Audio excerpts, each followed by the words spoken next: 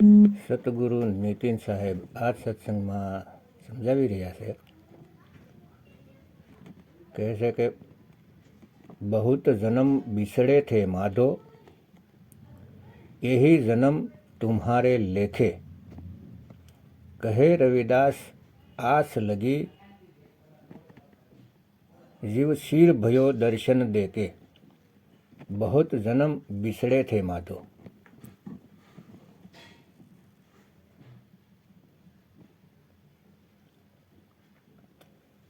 રવિદાસ મહારાજની વાણી છે.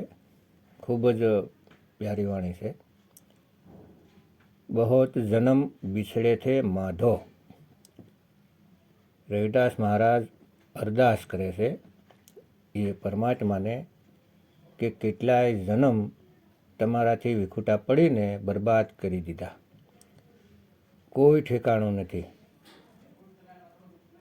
184માં ભટકી રહ્યા, કોઈ કિનારો દેખાતો નથી. શું કરવું? હે મારા પ્રભુ, હવે આવો અને અમને સહારો આપો.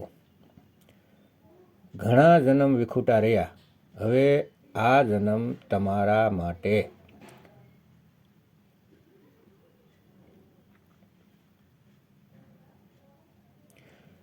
તમને અનુભવ કર્યો એને કેટલો સમય થઈ ગયો. તમે કેમ નથી આવતા? દર્શન આપો. તો અહીંયા નિજ નામ આત્મ સ્વરૂપની વાત થઈ રહી છે. ગુરુ પાસેથી ભેદ મેળવીને જ્યારે સ્મરણ શરૂ કરવામાં આવે છે ત્યારે તે અવસ્થાને પ્રાપ્ત કરવા માટે શિષ્ય તત્પર થઈ જાય છે અને સહજ સાધના શરૂ કરે છે. તે અવસ્થાને મેળવવા માટે અરદાસ કરી રહ્યા છે કે ઘણા જન્મ જુદા રહ્યા, પણ હવે સતગુરુ મળી ગયા છે. તેણે નામ આપી દીધું છે. હવે હું સહજ સમાધિમાં લીન છું. ઘણી વખત એવું થાય છે કે જ્યારે આપણે નામ ગુરુ પાસેથી લઈએ છીએ તો એવું લાગે છે કે આજ નામ લીધું, એક દિવસ ને એક રાત ભક્તિ કરી અને બીજી રાતે દર્શન થઈ જવા જોઈએ. મને પરમાત્મા એક દિવસમાં જ મળી જાય, આવું કહેતા હોય છે. ગુરુજી પાસેથી નામ તો લીધું પણ દર્શન નથી થયા. તો ભાઈ, આ કોઈ ફળ નથી કે તોડીને હાથમાં આપી દીધું. એના માટે મારા ભાઈ સાધના કરવી પડે છે. સુરતીને સાધવી પડે છે, શરીરને નહીં, સુરતીને. એટલે તો કહે છે કે સુરત ફસી સંસાર મેં, તાસે પડ ગઈ દૂર. સુરત બાંધ સ્થિર કરો, આઠે પહોર હજુર. સાહેબ કહેશે સુરતીને સ્થિર કરો, અને સુરતીને સ્થિર નહીં કરો તો દર્શન નહીં થાય. તો પહેલાં ગુરુજી પાસેથી નામ લ્યો અને ગુરુજી જે વિધિ બતાવે તે જીવનમાં અપનાવો. જ્યારે લગાતાર એક ધારી તે વિધિને કરશો ત્યારે તમને તે અનુભૂતિ થશે જે ગુરુજી તમને આપવા માગે છે. પરંતુ એવું વિચારો કે ગુરુજી પાસેથી આજ નામ લીધું અને આજ જ અનુભવ થઈ જાય, તો એવા વ્યામમાં ન રહેતા. આ માર્ગ સહજતાનો છે, ઉતાવળનો નથી. જલ્દબાજી કા કામ શેતાન કા, સંતોનું નથી. સંત મહાત્મા તો કહે છે કે સહેજ પકેશો મીઠા હોય. સહજતાનો માર્ગ છે ભાઈ. અને કોઈને જલ્દબાજી હોય, ઉતાવળ હોય તો તેના માટે નથી. કેમ કે કાંઈ નહીં મળે ઉતાવળમાં, ભૂલી જાઓ. ધીરે ધીરે રે મના ધીરે સબ કુછ હોય, માલી શીશે સો ઘડા ઋતુ આવે ફલ હોય.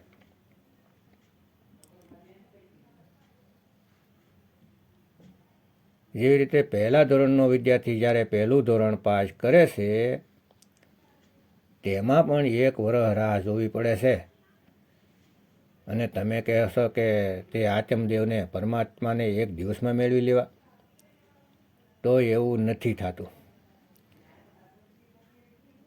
એટલા માટે રવિદાસજી કહે છે, બહુત જન્મ બિછડે થે માધો, એ જન્મ તુમ્હારે લેખે. આખું જીવન લગાડવું પડે.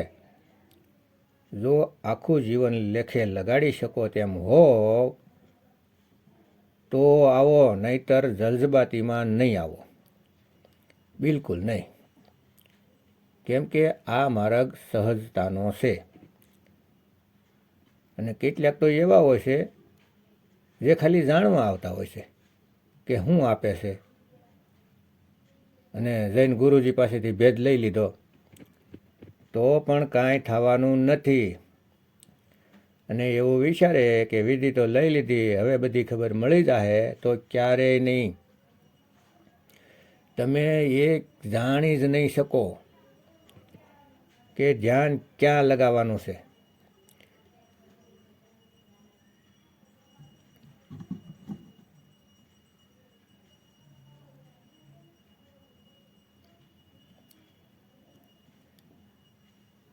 વિધિ જાણી લઈ લેશો, પણ શબ્દ શું છે, એ શબ્દ ધૂન, સાર શબ્દની ધૂન કેવી છે, એ તો જ્યાં સુધી ગુરુ સ્વયં લખાવ કરાવે અને એનો ઈશારો ન આપે ત્યાં સુધી તમે એ ધૂનને પકડી જ નથી શકતા, ઓળખી જ નથી શકતા. જ્યાં સુધી ગુરુજી પરખાવે નહીં ત્યાં સુધી કોઈ જાણી જ નથી શકતા, ક્યારેય નહીં.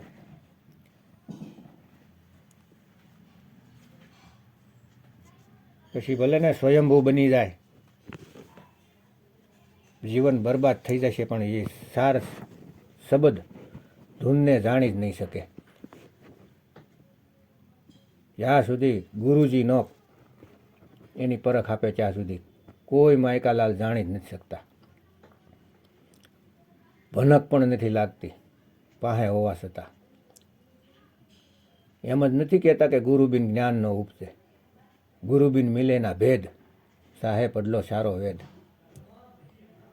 દાખલા તરીકે તમે તમારા પિતાજીનો અવાજ સારી રીતે જાણો છો કે મારા પિતાજીનો અવાજ કેવો છે, અને રાતમાં જો અવાજ લગાવે, બૂમ કરે તમને, તો તમે પૂછ્યા વગર જ દરવાજો ખોલો છો, કેમ કે તમે અવાજ ઉપરથી ઓળખો છો.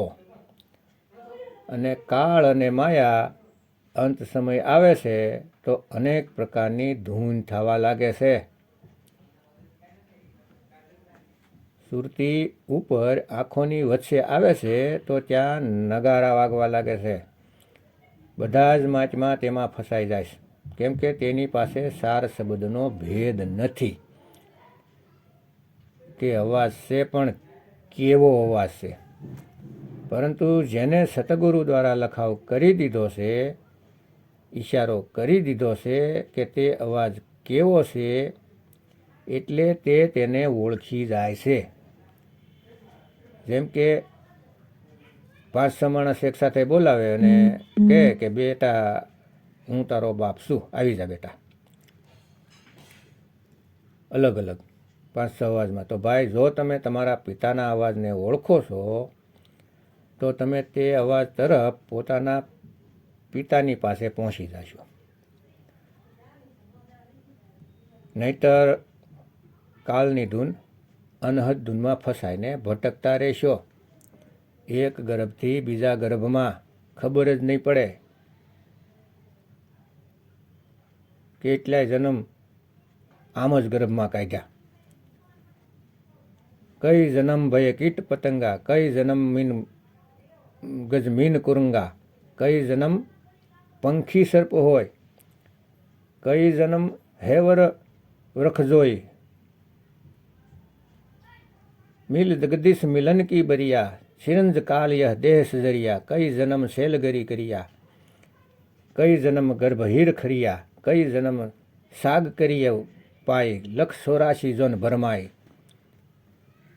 तो भाई 184 जूનમાં ભટકતા રહ્યા, ક્યારેક આ ગર્ભમાં, ક્યારેક બીજા ગર્ભમાં, અને આ 84 લાખ યોનિમાં એક પણ એવી જૂન નથી મળે કે પરમાત્માની ભક્તિ કરી શકીએ। આ જ ભ્રમમાં આપણે પરમાત્માથી દૂર રહ્યા, તે સાસા શબ્દને યાદ પણ ન કરી શક્યા। પણ હવે મોકો મળ્યો છે ભક્તો, હવે આ જન્મ તમારા માટે લગાવવાનું છે। આ જન્મમાં માત્ર ભક્તિ કરી અને પરમાત્માને પ્રાપ્ત કરો ભક્તો। તે સત્ય ભક્તિ કરી લો, જેવી તમારા જન્મ મરણ ખતમ થઈ જાય, જેથી તમારું જન્મ મરણ ખતમ થઈ જાય।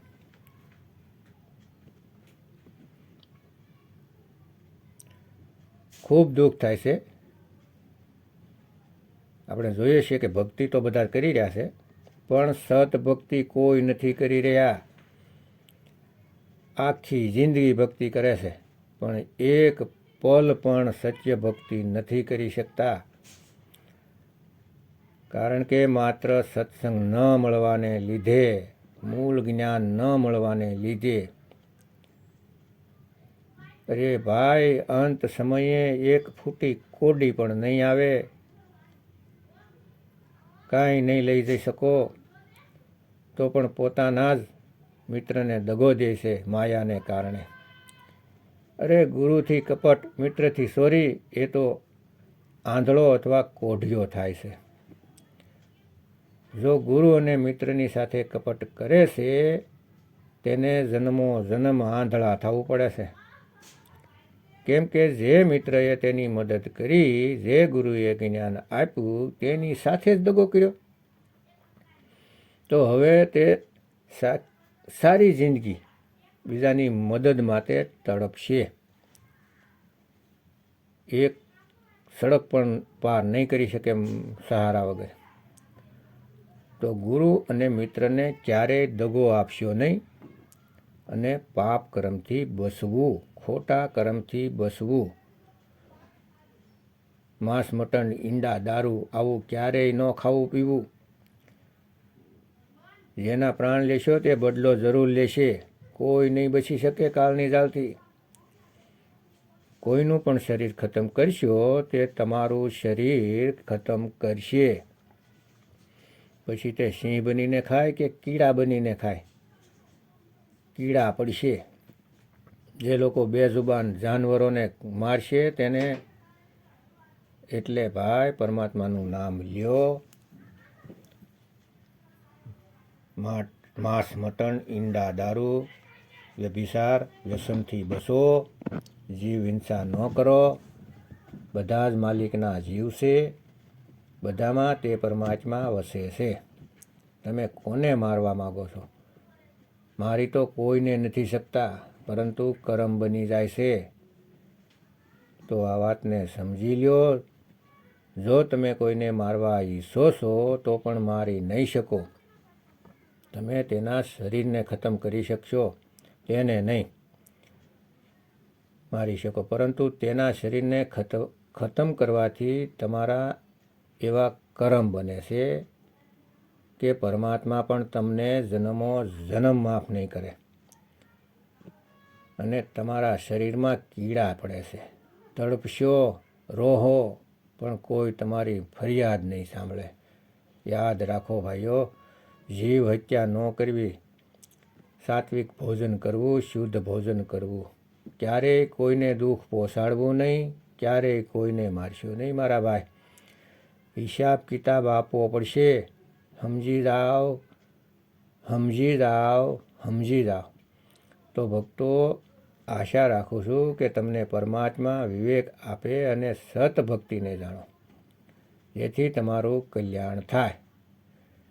સતભક્તિ તો સત તો કૃષ્ણજી કહે છે કે એક જ છે આત્મા, અને એના સિવાય તો બધું જ અસત્ય છે. તો આપણે જે ભક્તિ બધી કરીએ છીએ તો અસત્યની થઈ, કેમ કે આત્માને તો જાણ્યા નહીં. તો આત્માને જાણો અને ભક્તિ કરો, મનુષ્ય જન્મ સફળ કરો અને જીવતા જ મુક્તિ મેળવો. પરમાત્મા ઘર બેઠા જ મળે છે સતભક્તિ દ્વારા. અને વધારે જાણકારી માટે નીતિન સાહેબના સત્સંગ યુટ્યુબમાં કહત કબીર સુનોભાઈ સાધો સાંભળો.